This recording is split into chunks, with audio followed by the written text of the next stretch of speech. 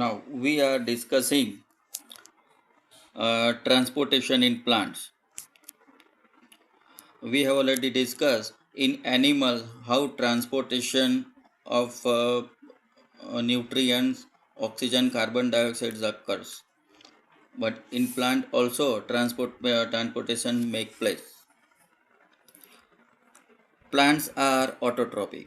They prepare their own food by the photosynthesis. We have already discussed.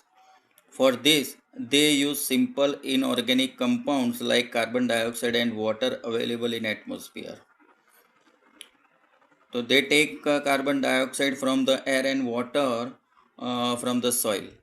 They also need raw materials like nitrogen, phosphorus, and other substances from the soil. They fulfill their needs from the soil.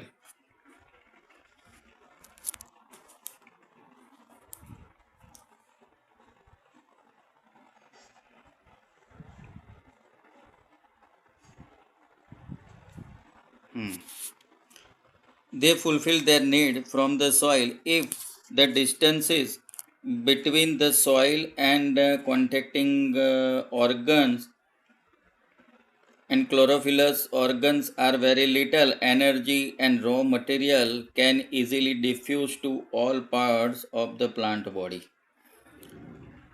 The soil contacting organs and chlorophyllous organ, if the distance between them are so small, then energy and raw materials can easily diffuse into all part of to the all part of the plant body. We have already discussed what is diffusion. So through the diffusion, simple diffusion, the higher concentration higher compounds of higher concentration is travel to the compounds where lower concentration is occurs. This is called diffusion. But if this distance become large in higher plants, instead of diffusion, a proper transportation system is essential to draw raw materials in leaves and energy in roots. In higher level plant, the height of the plant is higher. So, from soil to the aerial parts, the water and other minerals do not transport through diffusion, simple diffusion, because somewhat gravity is also effect. So the height is not achieved. So there is another so conducting system in the plant is needful. Diffusion. Importance of diffusion. If the distances between root and the aerial part of the plant is negligible or less, the energy and raw material can easily be transported to all the aerial parts in the plant body through the diffusion.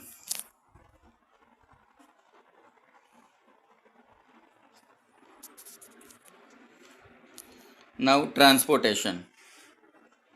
Transportation system. If the distances between the roots and the photosynthetic site is more, instead of diffusion, the perfect conducting system is needed. The plants do not need much energy as they are stationary. Plants are stationary, so they do not need more energy.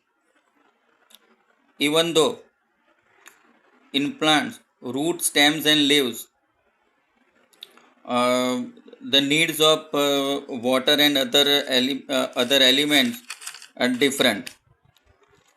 Even then, the energy stored in leaves and the raw materials absorbed by roots are transported to the different parts of the plant body. Uh,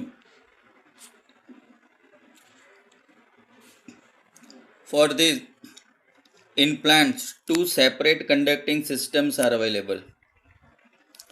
So in plants, there are two conducting system, vascular system.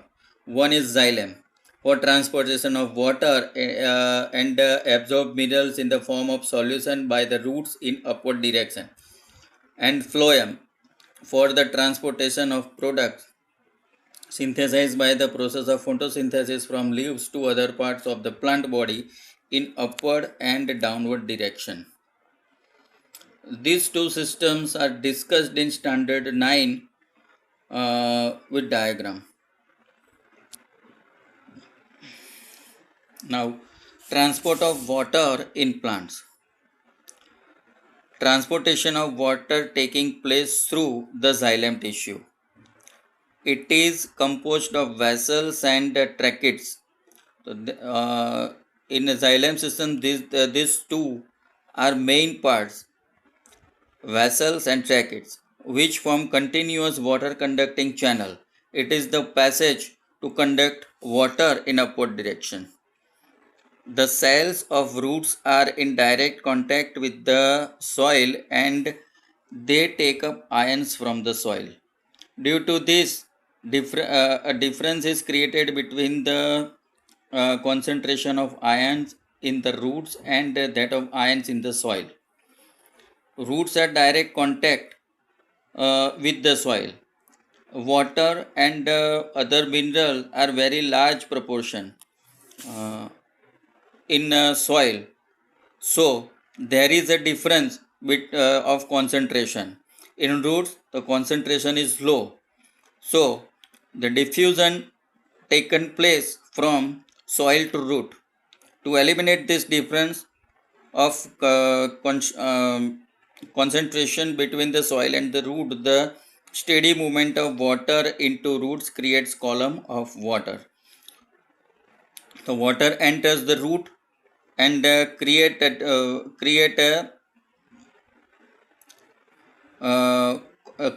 a column of water. These there a pressure is generated to push water in xylem in upward direction. However, in higher plants, this pressure is insufficient. Why? Due to the gravity to move water over the height of plant. So, to achieve the long height, this pressure is insufficient. So, the plant use another strategy to move water in xylem upward to the highest point of the plant body. The highest point to achieve the highest point of the plant, they use the other strategy. This is done by the help of process called transpiration. What is transpiration? The loss of water in the form of vapor from the aerial part of the plant is known as transpiration.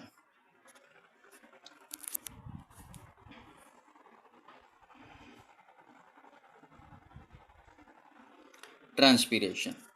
Transpiration or evaporation of water through stomata is replaced by water from the xylem vessel in the leaf.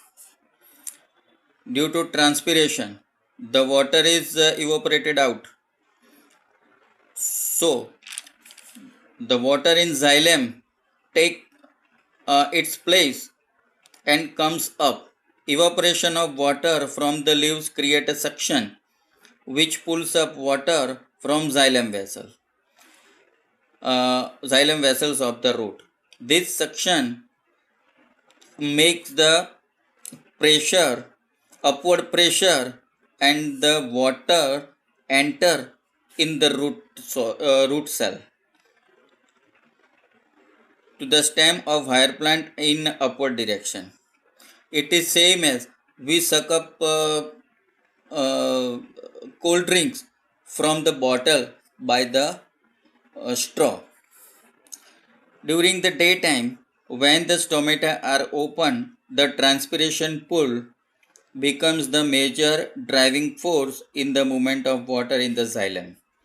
In this way, transpiration helps in absorption and upward movement of water and minerals dissolve in it from roots to all aerial plant. In this way, water and minerals conducted in upward direction. Now what about food? The transport of food from the leaves to other parts of the plant is called the translocation. It is not called transportation, but it is called translocation. To transport food plant have a vascular phloem tissue which is consist of sieve tube and sieve cell or companion cell, you can say also. Leaves make food by photosynthesis in the form of starch or carbohydrates.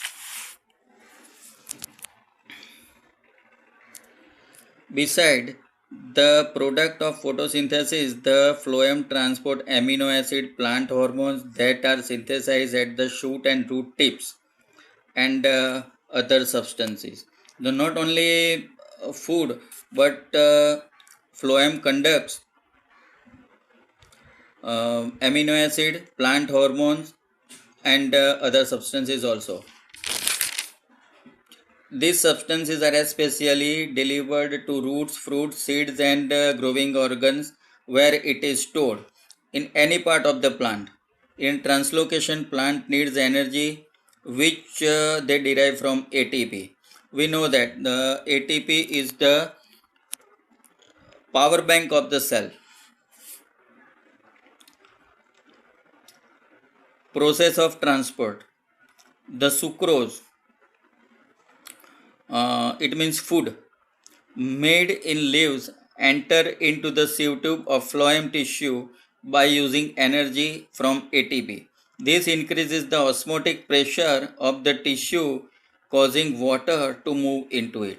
Osmotic pressure is high, concentration of sucrose is high, so water enter in the tissue and make the solution.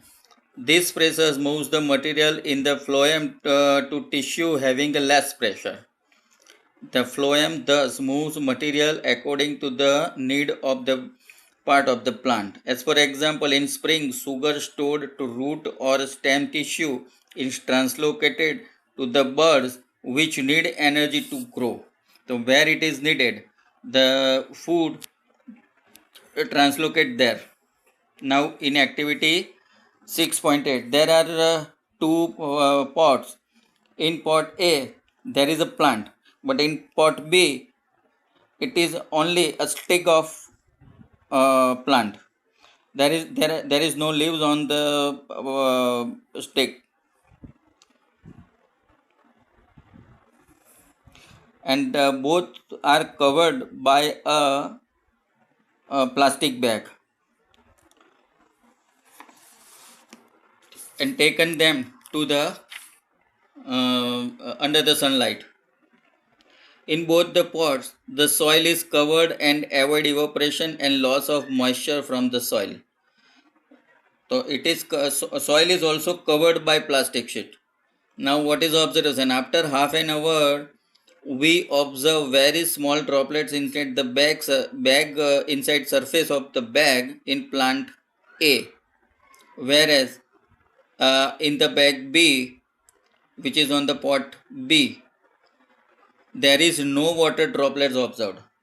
So we can say that the aerial parts of the plant where leaves are there lose its water by transpiration in the form of water vapor. So here we conclude this lecture. Homework is in text question, textbook page number 110.